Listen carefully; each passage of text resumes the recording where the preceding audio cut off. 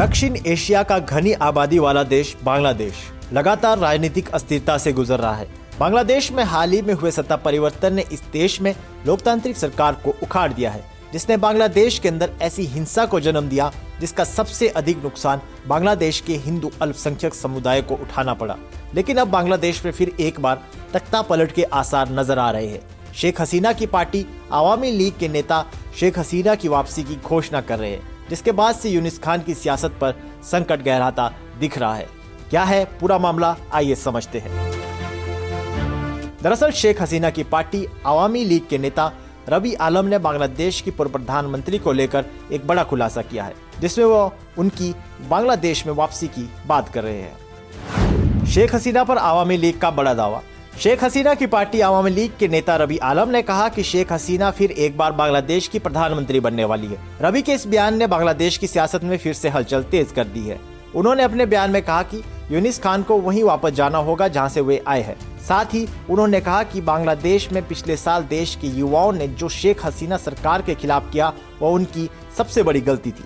रवि ने बांग्लादेश में राजनीतिक अस्थिरता को अंतर्राष्ट्रीय बिरादरी द्वारा संबोधित किए जाने की जरूरत बताई। साथ ही रवि ने भारत का आभार जताते हुए कहा कि बांग्लादेश के कई नेता भारत में शरण लिए हुए हैं। हम भारत की मदद के लिए शुक्रिया अदा करते हैं, लेकिन भारत सरकार की ओर से इस पर पहले भी बयान दिया जा चुका है कि शेख हसीना और उनकी पार्टी की ओर से जो बयान दिए जा रहे हैं वह उनकी निजी क्षमता के तौर पर दिए जा रहे हैं।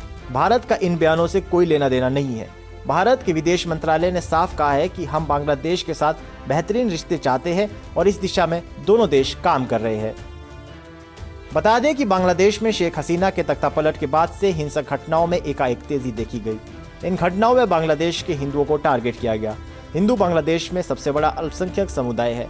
शेख हसीना के समय हिंदुओं की सुरक्षा काफी हद तक निर्धारित की जाती थी, लेकिन वैसे बांग्लादेश बनने के बाद से ही इस देश में हिंदुओं के खिलाफ लगातार घटनाएं होना एक आम बात है। लेकिन बीते वर्ष इन घटनाओं में एकाएक तेजी आई। इस्लामी कट्टरपंथियों ने बांग्लादेश में हिंदू मंदिरों को तोड़ना शुरू कर दिया। इसके बाद हिंदुओं को मारा गया, उनकी दुकानों घरों को जलाया गया। इस दौरान सरकारी नौकरी कर रहे हिंदुओं से जबरदस्ती इस्तीफे दिलाए गए। आमतौर पर बांग्लादेश में हिंदुओं की जमीनों पर मुस्लिम समुदाय के द्वारा कब्जा करने जैसी घटनाओं की खबरें भी सुर्खियां बनी रहती है। इस हिंसा पर कई राजनीतिक विश्लेषक मानते हैं कि बांग्लादेश अब कट्टरवाद की ओर बढ़ रहा है।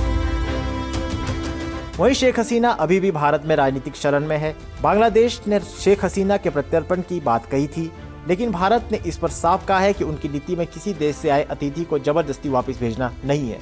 भारत में दलाई लामा भी लंबे समय से रह रहे हैं। साथ ही शेख हसीना इससे पहले भी 1975 से 1981 तक भारत में राजनीतिक शरण लेकर रह चुकी है। ऐसे में भारत की ओर से शेख हसीना को उनकी पार्टी की नीतियों पर बयान देने की छूट भी मिली हुई है।